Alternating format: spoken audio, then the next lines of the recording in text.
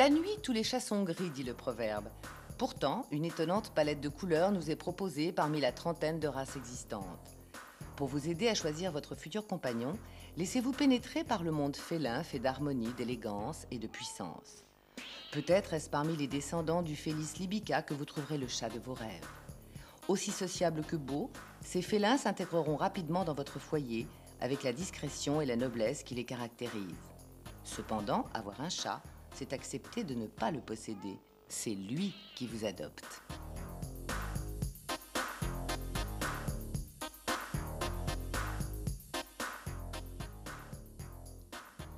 Il a conservé son instinct sauvage. Il n'y a pas un animal qui, tout au long d'une association millénaire avec l'homme, est aussi peu changé que le chat. Les artistes disent que cet animal énigmatique donne à la vie une autre dimension et favorise l'inspiration.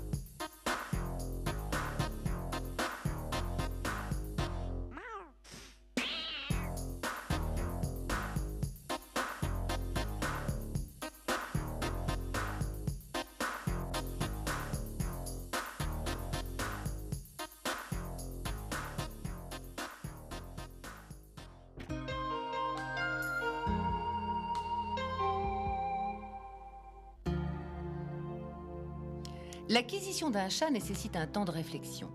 Il s'agit de se déterminer quant au sexe, l'âge et la race. Si on préfère une femelle câline et tendre à un mâle qui exigera sa liberté à la puberté. Si on a le courage d'élever un chaton plus turbulent qu'un adulte. Et si l'on a décidé d'opter pour un chat de noble lignée plutôt qu'un gouttière. Il faut donc, avant d'effectuer toute démarche, avoir décidé de la race que l'on préfère. Bien sûr, plusieurs critères sont à prendre en compte. Alors, chat de race ou chat de gouttière ? On a deux options lorsqu'on veut un chat. Prendre un chat de race commune, dite européenne, ou si on veut un chat de race, on s'adresse aux éleveurs. Un chat de race, c'est le produit d'un élevage de sélection qui a coûté beaucoup à l'éleveur dans l'achat des étalons et des femelles, qui a coûté beaucoup en soins divers, qui a coûté cher à l'éleveur en exposition, parce qu'il a été obligé d'aller glaner à droite ou à gauche des récompenses pour que ses reproducteurs soient reconnus. Il est évident qu'un tel chat n'est pas le chat de la rue et que c'est un chat qui coûte un certain prix. Désirez-vous un chat à poils longs, mi-longs, courts ou sans poils? Toutes ces variétés s'offrent à vous. Sachez cependant qu'un pelage remarquable demande un entretien contraignant et régulier. Alors si vous ne vous sentez pas le courage d'assumer quotidiennement cette tâche, pensez poils courts. Que prendre, un mâle ou une femelle? Très honnêtement, ça n'a pas beaucoup d'importance puisque 80% de la population féline est neutre, c'est-à-dire qu'on a castré soit les mâles, soit les femelles. Cependant, les mâles peuvent quelquefois garder en mémoire de vieux souvenirs et peuvent encore vaporiser un petit peu d'urine sur le bas de vos rideaux ou sur vos moquettes lorsqu'ils sentent qu'il y a des femelles en chaleur à l'extérieur. Dans ces cas-là, c'est sûr qu'une femelle sera plus agréable, mais à condition qu'elle soit opérée, parce que les chaleurs d'une femelle en appartement, c'est pas très facile à supporter, ça fait énormément de bruit et ça porte relativement sur les nerfs. Mâle ou femelle, il n'y a pas de grande différence. La femelle est réputée plus douce, mais un mâle peut également se révéler un charmant compagnon. Bien que très indépendant et moins volumineux que le chien, petit ou grand, il ne faut pas oublier que vous devrez prendre le relais de sa mère, lui assurer sa nourriture, sa toilette et lui donner la tendresse dont il a besoin. Et si vous hésitez encore sur le choix de votre chaton, vous pouvez vous renseigner auprès d'organismes tels que la Fédération internationale féline, le Cat Club de France ou les clubs de race. Ils seront à même de vous conseiller et de vous communiquer la liste des portées disponibles.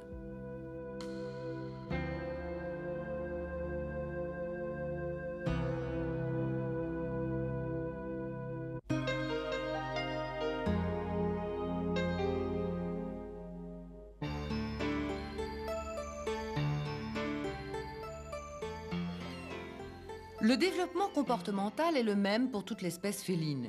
Celui-ci est lié au développement de son appareil locomoteur. Le comportement du chat est assez particulier. Il est dérivé du comportement des grands félins. Il y a exactement le même comportement entre un lion et un jeune chat. Lorsque les chatons naissent, ce sont encore des post-embryons, c'est-à-dire qu'ils sont sourds, ils ont les paupières soudées. Et en fait, ils ne se repèrent dans leur environnement proche que par rapport à leur mère. Le chaton, dès la naissance, possède les sensibilités thermiques et gustatives qui lui permettent de rechercher le contact de la mère et de discerner le goût du lait maternel de toute autre substance.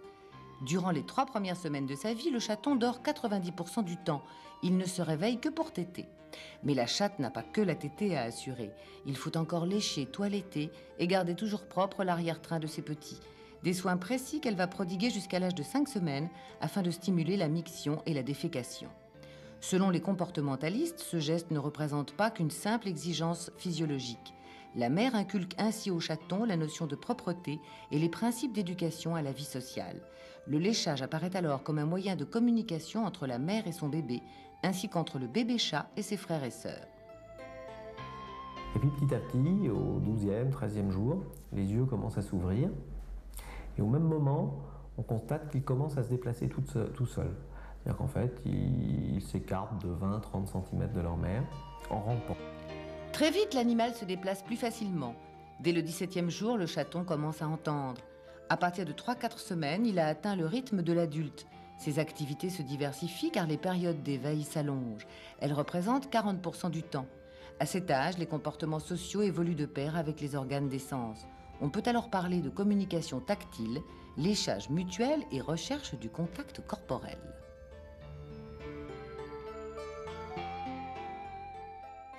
Les chatons tètent pendant 4 semaines, au bout desquelles la mère commence à lui proposer des petits morceaux de viande ou d'autres aliments, ou l'emmène lorsqu'elle est chez vous, elle l'emmène à l'assiette pour lui montrer qu'on peut manger autre chose que de téter du lait. Et c'est là que vers 5 semaines, à peu près 6 semaines, l'éducation à proprement parler commence. Alors l'éducation, elle est amusante chez le chat puisqu'elle est ludique. Le chat apprend tout ce qui peut lui servir dans la vie en jouant avec sa mère et en jouant avec ses frères et sœurs. Le premier jeu, c'est en jouant avec la queue de sa mère. Il développe son adresse à attraper quelque chose. Ensuite, il apprend les différents comportements pour intimider ses adversaires, c'est-à-dire qu'il se met de côté, qu'il se dirige comme ça vers ses frères et sœurs en levant sa queue, en la mettant en plumeau bien grosse, en faisant horripiler tous ses poils. Comme ça, il paraît énorme par rapport à ce qu'il est en fait. Et il fait très très peur aux autres. Et ça, c'est en jouant qu'il l'apprend.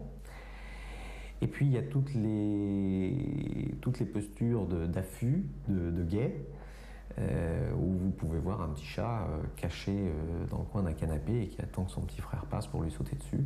Enfin, c'est exactement comme ça qu'ils chasseront plus tard. C'est comme ça aussi qu'il l'attrapera, qu'il fera cette prise au niveau du cou qui est tout à fait classique dans l'espèce féline, et qu'il essaiera même de le secouer un petit peu comme s'il voulait tuer une souris. Et puis le petit frère va se laisser faire, et puis la fois d'après, c'est lui qui exercera ses talents de la sorte.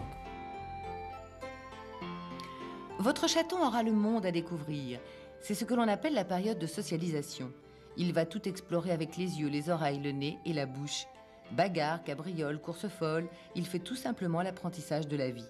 Apprendre à guetter, poursuivre, lutter ou encore tendre des pièges et des proies imaginaires, c'est pour le chaton une façon d'appréhender le monde, reconnaître des objets se situer dans l'espace, ainsi qu'un moyen d'acquérir des qualités d'adresse et de sociabilité. Toutes ces attitudes sont innées, il s'agit de techniques de chasse et de combat qu'il utilisera tout au long de son existence.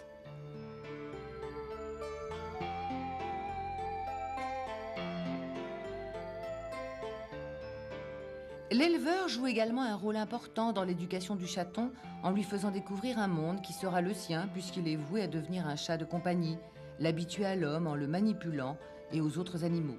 Nous préparons ainsi une bonne socialisation.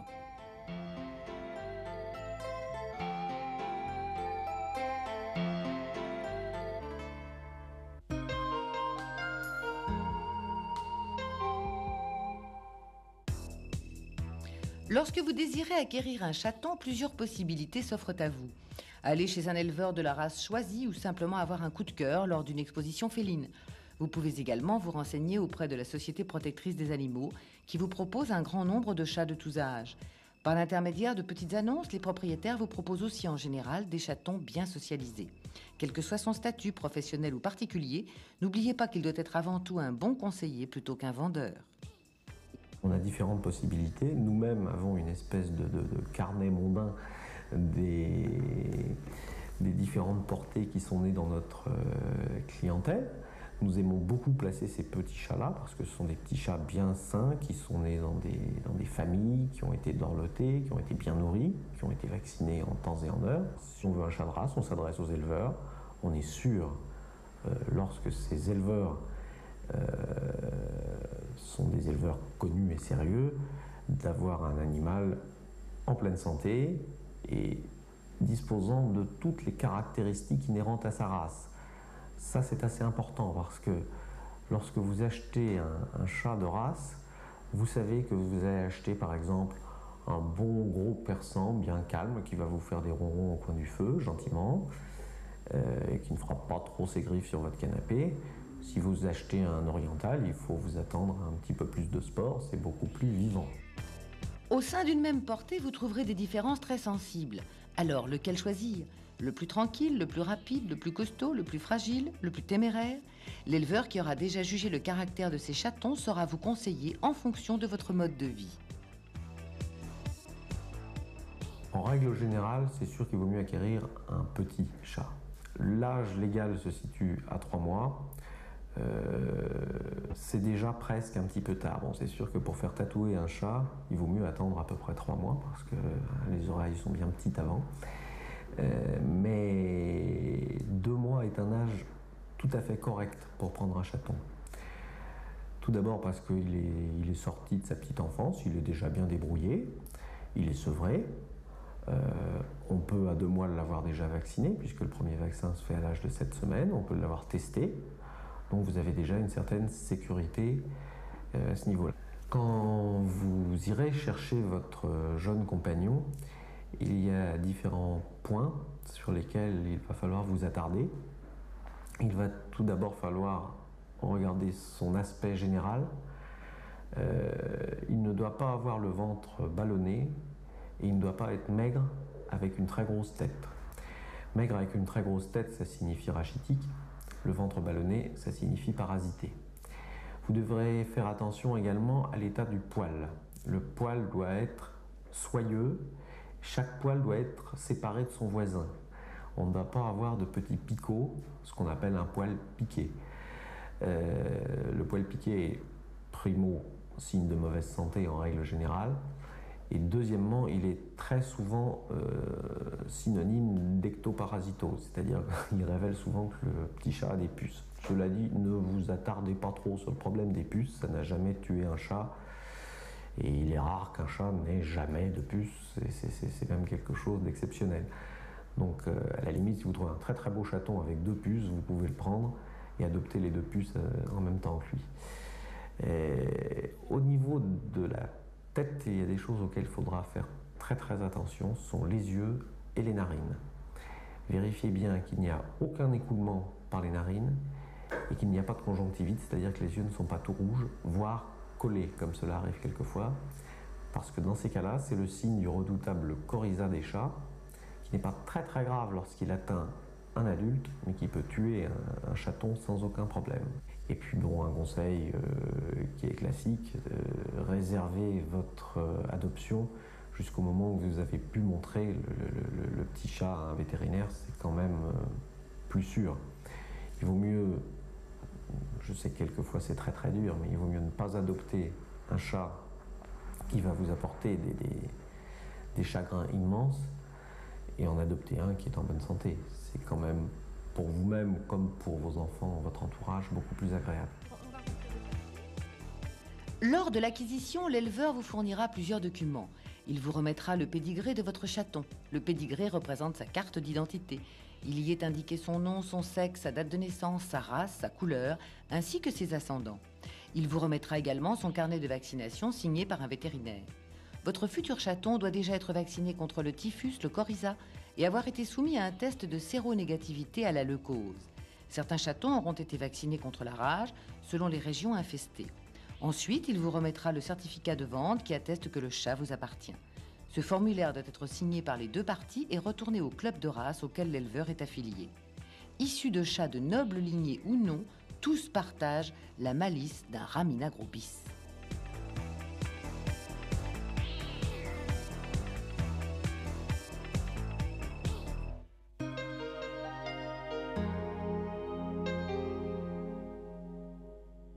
Son cadre de vie va totalement changer. Aussi assurez-vous que tout soit prêt dès son arrivée afin qu'il ne soit pas trop dépaysé et qu'il se sente déjà chez lui.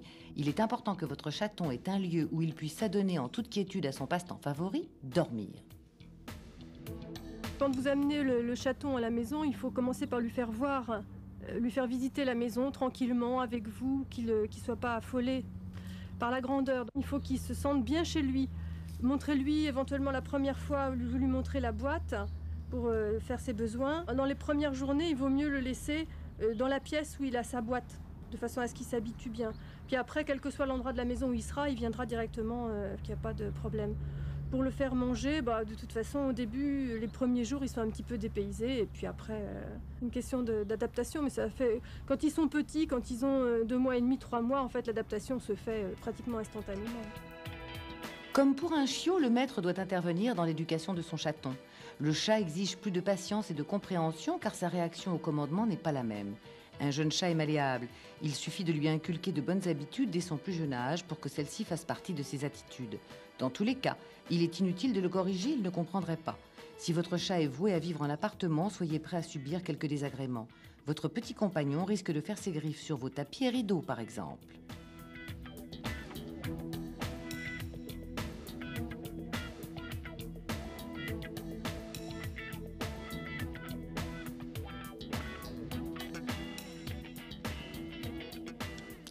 Afin de pallier à ce problème, il existe des cartons à gratter ou des arbres à chat. Votre petit chat se fera un plaisir de l'essayer. Intrépide et très curieux, il va, avec ou sans vous, faire le tour du propriétaire. Le chaton, qui ne pense qu'à s'amuser, ignore tous des dangers qui le menacent. Attention aux fenêtres ouvertes, aux parties de cache-cache derrière le réfrigérateur et aux objets pointus traînant sur le sol ou sur un meuble.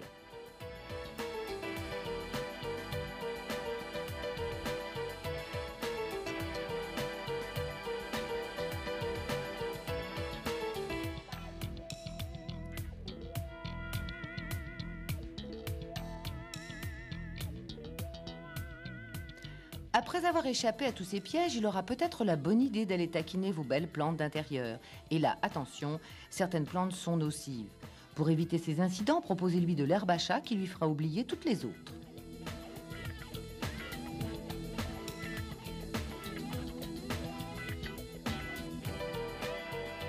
Le chat est un animal qui aime jouer. Cela s'explique par le fait que le jeu est une activité qui se rapproche de la chasse. Le jeu est nécessaire à son bon équilibre, surtout s'il n'a pas la possibilité de sortir. Lorsqu'il est seul avec les humains, il prend un réel plaisir à jouer avec eux.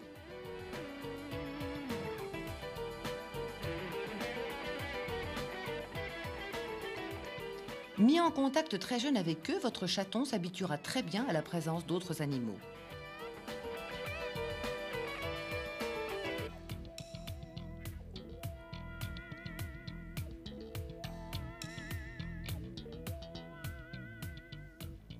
Vous serez certainement amené à sortir votre chaton pour aller chez le vétérinaire ou partir en vacances.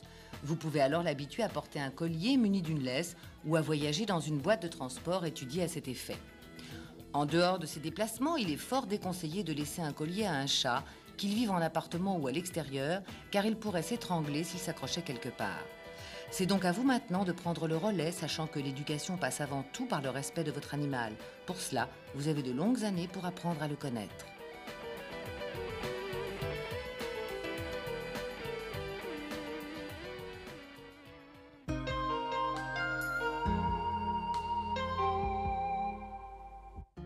Dans la semaine qui suit l'acquisition du chaton, il est souhaitable de se rendre chez un vétérinaire pour procéder à la visite d'achat. Il vérifiera que votre petit compagnon n'a aucune tare génétique qui pourrait alors justifier une annulation de vente. Comme tout animal civilisé, le chat a ce qu'on peut appeler une vie sanitaire. C'est-à-dire qu'à partir de l'âge de 7 semaines, on peut le vacciner. Alors je ne saurais trop vous conseiller à ce moment-là de le faire tester pour savoir s'il est atteint ou non de leucose. S'il n'est pas atteint de leucose, faites-le vacciner. Donc dans un premier temps, à 7 semaines, vous faites vacciner votre chat contre ce qu'on appelle le typhus, la panleucopénie infectieuse, contre la rhinotrachéite infectieuse du chat ou coryza, contre la leucose. Vous faites pratiquer un rappel de toutes ces maladies 3 semaines à 1 mois plus tard. Et à l'âge de 3 mois, vous le faites vacciner contre la rage, puisque légalement, on n'a pas le droit de vacciner les chats contre la rage avant l'âge de 3 mois. Reste l'épineux problème du tatouage. Le tatouage est une chose qui est obligatoire dans les départements infestés de rage, ainsi que la vaccination contre la rage. Cependant, tatouer un chaton de 2 mois, ça pose quelquefois de gros problèmes. Donc on a 2 positions à cet égard. Soit on les tatoue vers 3 mois, et voire un peu plus quand les oreilles présentent une taille suffisante pour qu'on puisse y effectuer un tatouage. Soit on attend la fameuse opération qu'on peut faire effectuer à partir de 7 à 8 mois pour profiter de l'anesthésie en fait. Selon le mode de vie auquel votre chat est destiné, vous avez le choix de le faire stériliser ou non. Si votre chat, mâle ou femelle, est voué à vivre en intérieur, il n'est pas forcément nécessaire de l'opérer, si ce n'est pour vous éviter quelques désagréments en période de chaleur ou de rut. Si vous ne souhaitez pas que votre animal vivant en extérieur se reproduise, il est indispensable de procéder à une stérilisation. Ceci est également valable pour un mâle afin qu'il ne puisse procréer ailleurs et engendrer un grand nombre de chatons non désirés. Alors, au niveau des vermifuges, il est certain que les chatons notamment, peuvent être parasités. Ils peuvent être parasités tout jeunes par les ascaris, qui leur sont souvent transmis directement par leur mère par voie transplacentaire.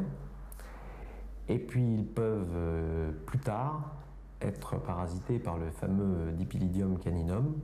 Lorsque vous observez chez votre chat des petits grains de riz séchés autour de l'anus, en fait il s'agit d'anneaux de Dipylidium caninum qui ont séché sur les marges de l'anus. C'est quelque chose d'excessivement courant et le mode de transmission est assez amusant puisque c'est le chat qui attrape ce ténia en mangeant ses puces. C'est pas très dangereux, mais il est certain qu'il n'est pas utile de laisser un ténia se développer chez votre chat. En conséquence de quoi, lorsque vous constatez ce type de symptômes, il est tout à fait utile de le vermifuger 3 fois à 1 mois d'intervalle.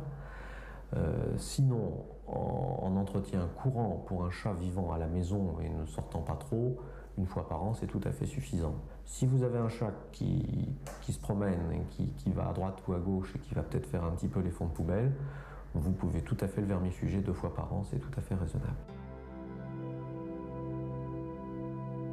Les principales maladies virales du chat sont le typhus, le coryza du chat, et puis 2 autres maladies, le sida du chat, ou FIV, et la leucémie du chat, ou FILV. Le typhus du chat est caractérisé par une maladie aiguë. L'animal est excessivement abattu, il a de la diarrhée, il a des vomissements. Malheureusement, un chat qui présente des signes de typhus est un chat qu'il est très difficile de soigner. Et c'est d'autant plus regrettable qu'il est facile de prévenir cette maladie par la vaccination. Le coryza du chat est une maladie qui est un petit peu plus embêtante. Les signes cliniques se traduisent par des écoulements oculaires, par des écoulements nasaux et par une inflammation de la bouche, de la gorge et de la trachée. Donc l'animal éternue, l'animal tousse. Dans certains cas, elle peut être compliquée par des infections bactériennes. Dans ce cas, il est important de consulter votre vétérinaire qui prescrira des antibiotiques pour empêcher que cette infection supplémentaire devienne trop importante. La vaccination existe, mais malheureusement, elle n'est pas aussi efficace que dans le cas du typhus du chat. Le vaccin permet simplement de réduire l'intensité des signes cliniques. Le virus du sida du chat, ou aussi appelé FIV, se caractérise, comme chez l'humain, par une déficience immunitaire. Et les signes cliniques principaux que l'on va retrouver chez les chats qui souffrent de cette immunodéficience sont des inflammations de la bouche qu'on n'arrive pas à soigner, des infections urinaires à répétition. Ce sont aussi des chats qui ont tendance, quand les signes cliniques arrivent, à devenir maigres, à avoir de la diarrhée, à vomir et à être en très mauvais état général. Heureusement pour nous les hommes, les virus se caractérisent par une très grande spécificité, c'est-à-dire qu'ils ne passent pas facilement d'une espèce à l'autre. Il n'y a aucun problème entre le chat et l'homme. Donc vous ne pouvez pas avoir le moindre risque d'infection par un rétrovirus du chat qui provoquerait une infection chez l'humain. Le sida du chat se communique entre les animaux principalement par les morsures. Donc ce sont des chats qui ont tendance à aller se promener, tendance à se bagarrer, qui auront le plus de chances d'attraper cette maladie. Au jour d'aujourd'hui, il n'y a pas de vaccin pour prévenir cette maladie. Le virus de la leucémie féline, comme son nom l'indique, se traduit surtout par des anomalies, des lignes sanguines blanches. Et donc, ce sont des chats qui ont tendance à faire des tumeurs des cellules sanguines, qui ont aussi tendance à faire des tumeurs dans leurs organes, comme dans le rein, dans l'intestin. Le virus est transmis par contact direct avec la salive, avec les urines d'un chat infecté. Il y a un vaccin qui montre une certaine efficacité. Et donc ce vaccin pour la leucémie du chat est recommandé pour des animaux qui sont laissés en liberté ou pour les animaux qui sont en présence d'autres animaux infectés. La toxoplasmose est une maladie qui est due à un petit micro-organisme dont le chat est un réservoir, mais qui peut contaminer les hommes, qui peut contaminer les chiens et contaminer de nombreuses autres espèces telles que les bovins et les porcs. Chez les chats, cet micro-organisme a provoqué une maladie qui est la plupart du temps très limitée. En général, ça va se traduire par une petite diarrhée et la plupart des propriétaires ne s'en rendront même pas compte. Cette maladie arrive en général chez les chatons très jeunes et le cycle de ce micro-organisme est tel qu'il va libérer contaminants dans ces matières fécales. Le problème de la toxoplasmose est surtout pour la femme enceinte, parce que si une femme enceinte est infectée par le micro-organisme de la toxoplasmose, cela peut entraîner chez son fœtus des malformations, ça peut aussi entraîner chez elle des avortements. Il est recommandé à une femme enceinte d'éviter d'acheter des nouveaux chatons, qu'elle nettoie les litières des chats, si elle jamais manipule un chat, de se laver les mains de telle sorte à ne pas porter à la bouche les micro-organismes qu'elle aurait pu mettre sur ses mains en caressant l'animal. Le développement sexuel chez le chat intervient entre 5 et 9 mois. Les premières chaleurs chez la chatte peuvent survenir vers 4 à 8 mois avec des variations selon la race et le climat. Cependant, il est dangereux pour elle d'être saillie dès ses premières chaleurs. L'âge d'1 an est plus raisonnable, l'animal ayant atteint son plein développement. La chatte peut avoir jusqu'à 5 chatons par portée, et ce plusieurs fois par an. Le chat castré change en général de comportement. Il devient plus doux, plus affectueux et attaché à son foyer dont il s'éloigne moins qu'un chat entier. Aussi, son urine perd l'odeur forte provoquée par les hormones. Il existe cependant le risque de voir votre chat prendre du poids. Après tous ces conseils avisés, il ne faut pas oublier que le vétérinaire n'est pas le dernier recours à consulter en cas de maladie. Il saura être votre partenaire qui vous donnera de nombreux conseils pour vivre en harmonie avec votre chat.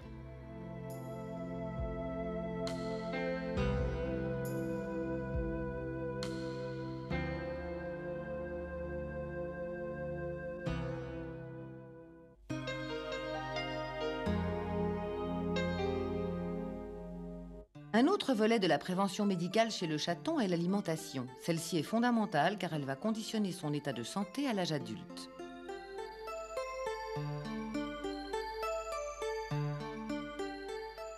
Le chat, à la différence du chien, est un vrai carnivore, c'est-à-dire qu'il a besoin de produits animaux dans son alimentation. On ne peut pas faire une alimentation exclusivement végétale. Le chat ne peut pas être nourri d'un régime végétarien. L'autre point qui est important à dire, c'est que on ne peut pas nourrir, puisque le chat est un vrai carnivore, on ne peut pas employer des aliments pour chiens pour nourrir un chat. Durant les 3 à 4 premières semaines de sa vie, le chaton reçoit tous les aliments dont il a besoin grâce à son lait maternel. Dans certaines circonstances, la chatte n'est pas capable de produire assez de lait. Dans ce cas-là, il est conseillé de donner ce qu'on appelle des laits de substitution, qui sont de laits qui ont été spécialement formulés pour l'alimentation du chat et que vous pouvez trouver chez votre vétérinaire ou en pharmacie ou encore dans les magasins spécialisés dans l'alimentation du chien et du chat.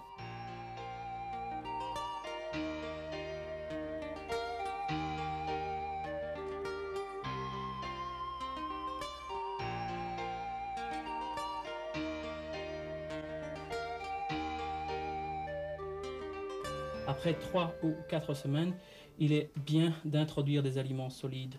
Au départ, on mélange ou bien des croquettes ou bien de la boîte avec un petit peu d'eau, avec un petit peu de lait pour faire une bouillie. Et on encourage les chatons à y toucher, par exemple en séparant un peu la mère de ces chatons, de telle sorte que les chatons aient faim. Et progressivement, cette alimentation extérieure devient de plus en plus importante. Et vers l'âge de 7 à 8 semaines, on peut facilement séparer complètement les chatons de leur mère. Et à ce moment-là, ils sont sevrés.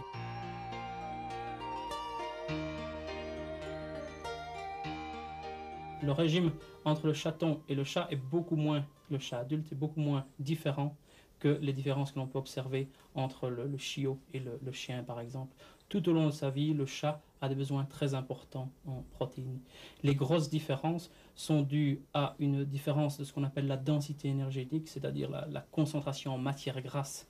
Vous savez sans doute que plus il y a de matière grasse dans un aliment, plus un aliment est riche, et les chatons ont besoin de plus d'énergie qu'un chat adulte. Les chats, en général, ne sont quand même pas des animaux qui sont excessivement actifs, mais on peut quand même faire une différence entre certains animaux qui ont tendance à sortir beaucoup plus, à aller se promener beaucoup plus, et ces animaux ont des besoins énergétiques un peu plus importants.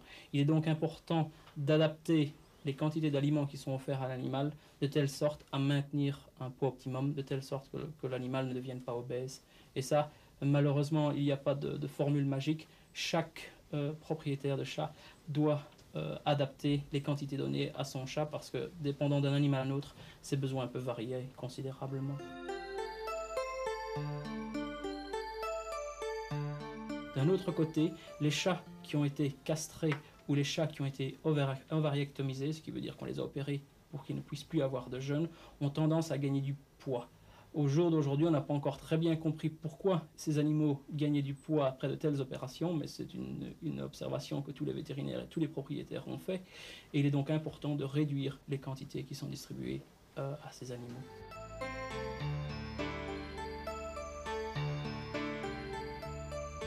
Il y a deux façons principales de nourrir vos chats. Premièrement, les nourrir une alimentation industrielle. Deuxièmement, les nourrir une alimentation ménagère. Le problème quand vous leur donnez une alimentation ménagère, c'est-à-dire des aliments que vous préparez vous-même, c'est qu'il est assez compliqué de faire des rations complètes et équilibrées. C'est pour cela que la plupart des vétérinaires et des nutritionnistes vous recommandent d'employer des aliments industriels. Dans les aliments industriels, on distingue principalement deux catégories, les aliments en boîte et les aliments déshydratés qui se distribuent sous forme de croquettes. Les aliments en boîte se caractérisent par le fait qu'ils contiennent 80% d'eau et 20% de substances nutritives. Ces produits coûtent assez cher pour la quantité de nutriments que vous fournissez à votre animal. Les aliments secs contiennent 90% de nutriments et 10% d'eau. Les progrès des dernières années dans la préparation de ces croquettes a fait que les chats maintenant aiment beaucoup aussi ces croquettes et qu'il n'y a pas de problème de l'appétence. Il est aussi possible de les laisser dans un bol pendant plusieurs journées sans que ces aliments ne deviennent mauvais et donc l'animal est capable d'aller régulièrement dans son bol, prendre les croquettes dont il a besoin et se nourrir ainsi. Les chats qui sont nourris avec des aliments secs ont besoin d'eau. On estime que les besoins en eau du chat sont d'à peu près 40 ml par kilo de poids vif par jour. Il est donc important de toujours laisser un bol d'eau fraîche près du bol d'aliments secs. Certains chats n'apprécient que de boire de l'eau fraîche, donc il est important de renouveler cette eau régulièrement. Un aliment qu'il faut éviter de donner au chat, c'est du foie. Le problème du foie, c'est qu'il a une concentration très importante en vitamine A et que ces concentrations importantes en vitamine A peuvent causer des intoxications. Un autre aliment qu'on distribue généralement aux chats et pourtant qui n'est pas nécessairement bon pour Louis, c'est le lait. Les chatons n'ont aucun problème à digérer le lait, mais les chats adultes perdent cette capacité à digérer les sucres qui sont dans le lait et qui s'appelle le lactose. Un dernier aliment qui n'est pas recommandé, c'est le poisson cru. Il y a un facteur antinutritionnel qu'on appelle une vitamine B1. Et si vous donnez à votre chat du poisson cru, il va devenir déficient en cette vitamine B. Les principales maladies qui sont associées à l'alimentation chez les chats sont d'abord l'obésité, je vous en ai déjà beaucoup parlé, et l'obésité chez le chat peut aussi provoquer le diabète, donc on a tout intérêt à empêcher que son animal devienne obèse. La façon de faire ça, c'est de distribuer des régimes qui ne sont pas trop denses en énergie et donc dont la proportion de matière grasse est la plus basse possible. Si votre chat ne tolère pas des aliments qui sont bas en matière grasse, eh bien, il faut distribuer des quantités limitées d'un régime qui est un peu plus riche. La deuxième qui peut être associée à l'alimentation, c'est la constipation. Une façon d'aller à l'encontre de ces problèmes, c'est d'augmenter la proportion de fibres dans l'aliment, et je vous recommande pour ça de consulter votre vétérinaire. La troisième maladie dont vous entendrez certainement parler en étant propriétaire de chat, c'est ce qu'on appelle les calculs urinaires. Il est facile d'empêcher la formation de ces calculs en distribuant un aliment qui était spécialement formulé pour rendre l'urine acide. De plus, comme je vous l'ai déjà dit plus tôt, il est très important de distribuer aux animaux une quantité importante d'eau fraîche, de telle sorte que le chat boive le plus possible et qu'il ait une urine la moins concentrée possible. Les chats sont dits néophiles, c'est-à-dire qu'ils aiment les aliments nouveaux. Cependant, cela ne veut pas dire qu'ils ont besoin d'une alimentation variée. Votre compagnon sera heureux et en bonne santé à condition que sa ration soit toujours bien équilibrée et complète.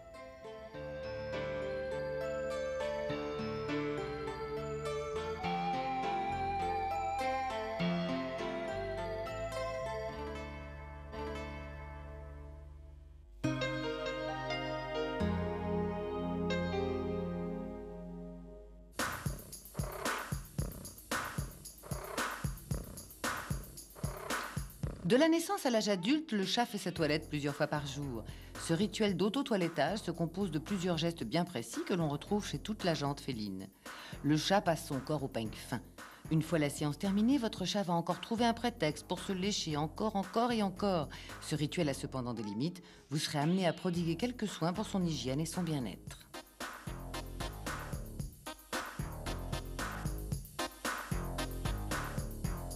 Donc les chats sont essentiellement des animaux qui ont tendance à garder leur pelage très propre. J'ai un chat qui ne prend plus soin de son pelage, est en général un chat malade, donc je vous recommande de l'emmener chez votre vétérinaire au plus vite. Il y a très peu d'entretien avec un chat.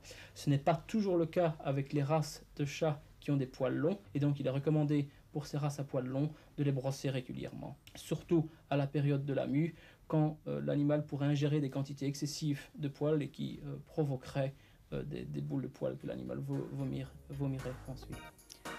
Afin d'avoir un beau chat, il est conseillé de le brosser régulièrement avec un peigne et une étrille afin d'ôter les bourres de poils et lui conserver une robe brillante.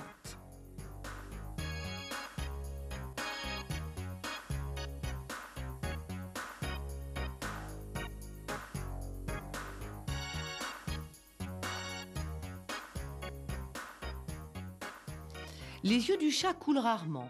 Cependant, il est souhaitable de les nettoyer à l'aide d'un sérum physiologique afin d'éliminer d'éventuelles saletés.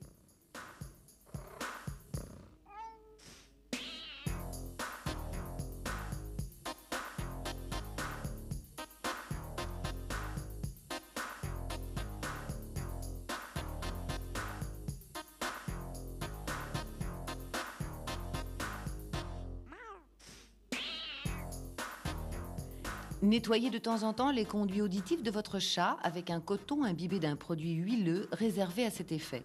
Votre vétérinaire pourra vous conseiller.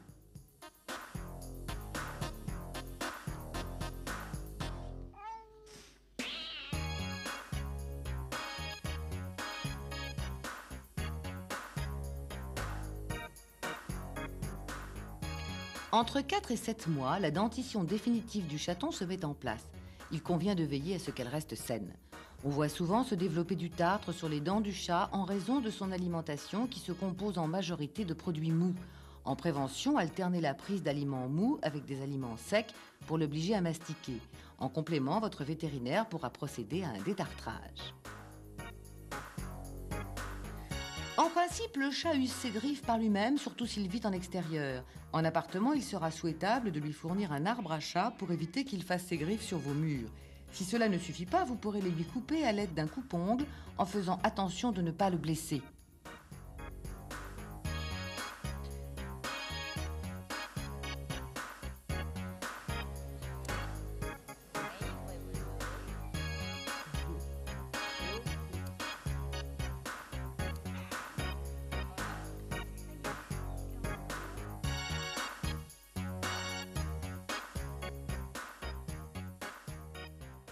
Le problème de la puce, c'est qu'elle vit 90% en dehors du chat. Et donc un traitement de l'animal uniquement n'est pas suffisant. Il est important de traiter l'animal avec un collier antipuce, mais il existe des sprays ou des substances que l'on met entre les omoplates qui sont en général un peu plus efficaces. Il est important de traiter l'environnement à l'intérieur de la maison dans lequel l'animal va se coucher. Et finalement, il est aussi important, surtout dans les régions chaudes, à traiter le milieu extérieur parce que les puces peuvent très bien vivre dans les herbes et dans les buissons.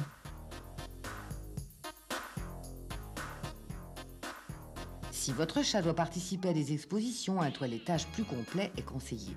Le bain doit rester une exception sauf pour les sujets de concours. En aucun cas, vous ne devez baigner un chaton.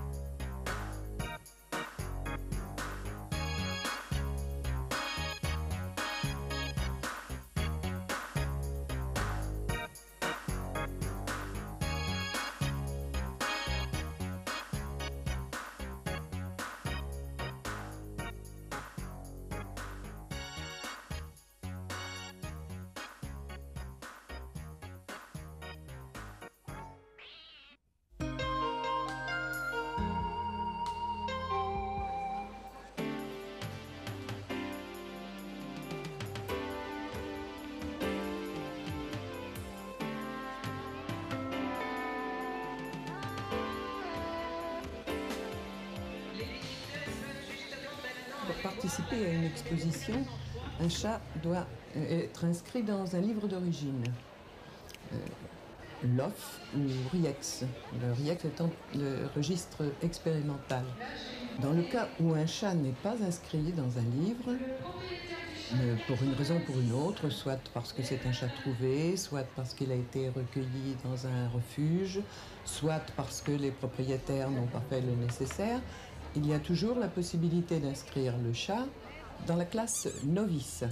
Il faudra que le chat soit vu par 2 juges qui lui donneront, ou pas bien entendu, le qualificatif excellent et indiqueront la race dans laquelle il doit concourir. Le chat pourra être inscrit dans un livre sans filiation, bien entendu, puisqu'il n'en a pas, mais il sera inscrit donc pour les générations futures. Et dans le cas où le chat, donc à l'inverse, est inscrit dans un livre d'origine, il pourra concourir à partir de l'âge de 3 mois ou 4 mois. Ce qui fait la différence, c'est le vaccin antirabique. En France, on ne peut pas vacciner un chat avant l'âge de 3 mois. Pour être valable, le vaccin antirabique doit avoir été fait depuis 1 mois. Il y a plusieurs classes. La classe de 3 à 6 mois, puis la classe de 6 à 10 mois, et ensuite la classe ouverte. En arrivant à l'exposition, le chat devra subir un contrôle vétérinaire très strict. Seront vérifiés évidemment les carnets de vaccination, les tatouages, qui maintenant est obligatoire partout en France. Il est évident qu'au moment de participer à une exposition, vous aurez, vous, quelques petites choses à faire. Mettre le chat dans le meilleur état possible, c'est-à-dire au mieux de sa forme. Qu'il soit bien toiletté, qu'il n'ait pas la moindre puce, parce que les puces sont aussi un problème disqualificatoire. Il aura été inscrit dans une classe qui correspond à son standard, et donc selon son âge, le chat va concourir.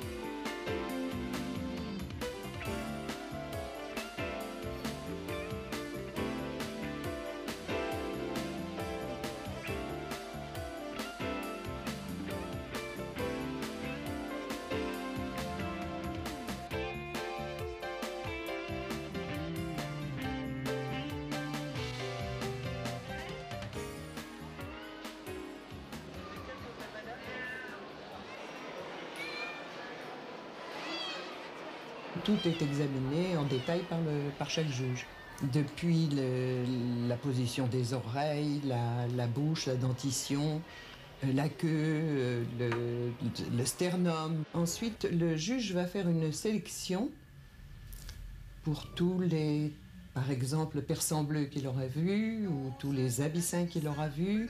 Il va désigner le meilleur de cette race, donc celui qui lui semble correspondre le plus aux standards définis par la Fédération internationale. Les chats donc sont jugés d'après les standards. Un standard est établi pour chaque race par la Fédération internationale. Et dans toutes les expos qui se pratiquent en France ou à l'étranger, que ce soit au Brésil, en Argentine, en Belgique ou en Suisse, le même standard est appliqué. Donc si vous avez l'intention de faire des concours avec votre petit chaton, il faudra vous inscrire à un club, lequel club vous enverra régulièrement ou sur votre demande tout le calendrier des expositions prévues dans les quelques mois à venir. Il faudra prévoir évidemment qu'il soit entièrement vacciné et tatoué avant de vous inscrire. Une exposition vous intéresse, renseignez-vous donc auprès du club auquel vous vous êtes affilié depuis et on vous donnera à ce moment-là toute la marche à suivre.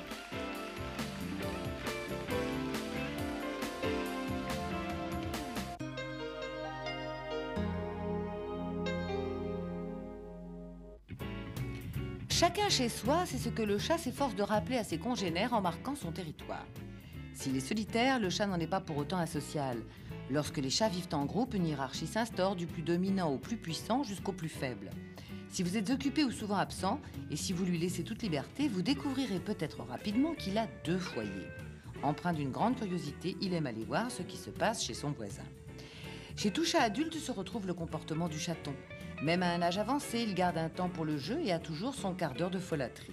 Son activité ludique n'a rien de futile, c'est un signe de bon équilibre.